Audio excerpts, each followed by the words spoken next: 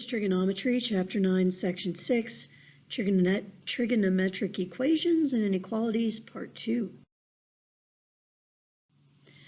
All right, we're going to be doing some more of these. Again, just expect a lot of examples, and you'll have the opportunity to pause and try them if you want, or you can keep playing the recording and just see how the things work. First thing we have is solving an equation using a double number identity. So we're going to solve the cosine of 2x equals the cosine of x. Now you actually could try this on your own. First of all, you cannot divide by 2, and the reason for that is that the 2 is trapped inside the cosine with the x. But what we can do is rewrite the left side using our double number identity for cosine. So if you want to try that on your own, pause and go ahead and do that. If not, keep going and we will continue on with the solution. So notice what we did was we rewrote the left-hand side with 2 cosine squared of x minus 1 equals cosine x. This gives us the advantage of now we don't have that 2 in front of the x. Everything's in terms of cosine. This is going to be a quadratic, so we subtract the cosine from both sides. This is like having 2x squared minus x minus 1, and you factor it with that in mind. And we get 2 cosine x plus 1 times cosine x minus 1 equals 0. Setting each of those equal to 0 and solving, we get that the cosine of x is negative 1/2 or 1. And the solutions for those that are between 0 and 2 pi are 0, 2 pi over 3, and 4 pi over 3. Graphically, again, what you can do is have this equal to 0 and check and find the x-intercepts. Now the downside is it does give you decimal approximations, and when you need the exact answer, that's not very helpful, although you can use it to double check yourself and make sure you got the right answers.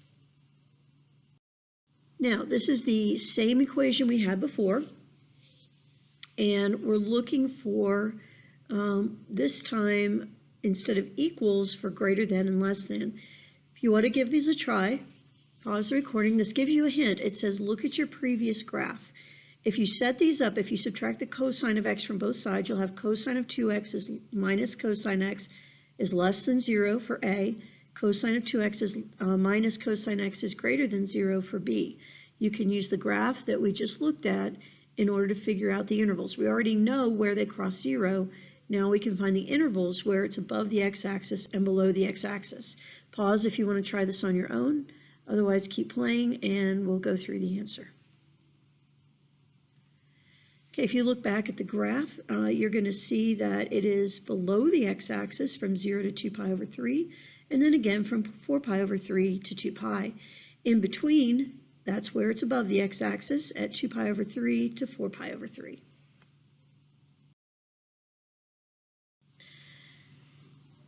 Now we're going to solve for sine x cosine x equals the square root of 3 over the interval 0 to 2 pi. Now, you may notice it says using a double number identity and think, well, what in the world is that all about? This time you want to look at the right-hand side of the identity and try to match it up. So instead of looking at the left, look at the right side of the identities and see if you can find one that's close to this, to 4 sine x cosine x. If you want to pause and try it on your own, do so now. If not, we'll continue on with the solution.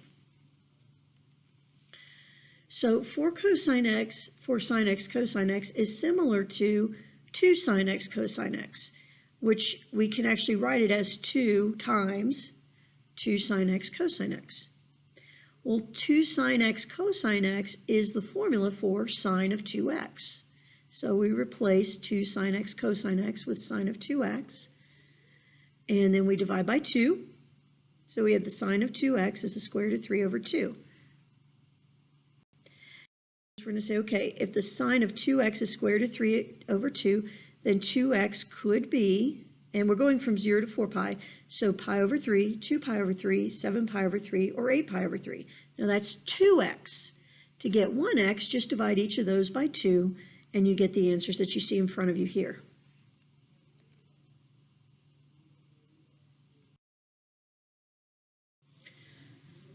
Okay, now we're going to solve tangent of 3x plus secant of 3x equals 2. in the top says we're going to do something with squaring both sides.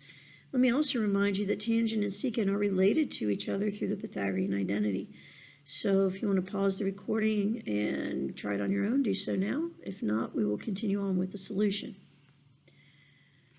Now there's different ways you could approach this. Probably the easiest way is first of all to get everything expressed in terms of secant. So what they do is they say, okay, 1 plus tangent squared equals secant squared is our identity, and we're going to use that identity. So what they did first is they subtracted the secant of 3x from both sides. And now we've got tangent of 3x equals 2 minus secant of 3x. And they're squaring both parts.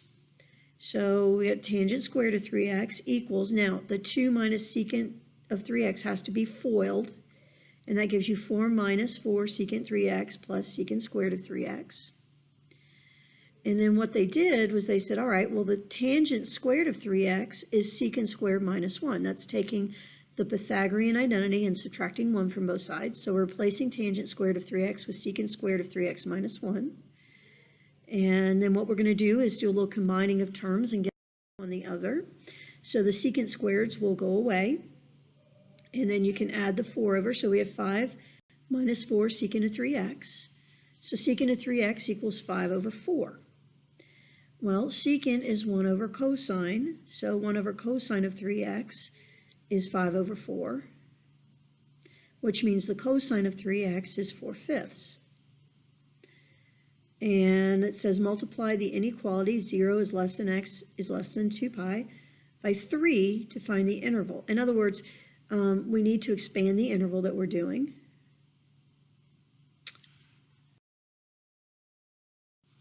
And then use a calculator and find that cosine is positive in 1 and 4. And so you're going to get these solutions. And then dividing by 3 gives you the following. It says, recall that when both sides of an equation are squared, there may be extraneous solutions. And so you want to verify, see what you get. To solve this equation, now it looks like a half number identity. It's actually not that complicated. Even though it says half number identity, it is a half number. But this is actually pretty easy to solve. You don't need to use the identity. We got 2 sine x over 2 equals 1, and it's supposed to be solved over the interval for x of 0 to 2 pi. If you want to pause and try this on your own, go ahead. If not, keep playing and we'll go through it. So the first thing we do is we say, all right, if x is between 0 and 2 pi, then x over 2 has to be between 0 and pi. And then what we do is we find the two numbers in that interval that have a sign of 1/2, which is pi over 6 and 5 pi over 6. So x over 2 equals pi over 6 or 5 pi over 6. And then we just multiply both sides by 2 on each of those and get pi over 3 and 5 pi over 3.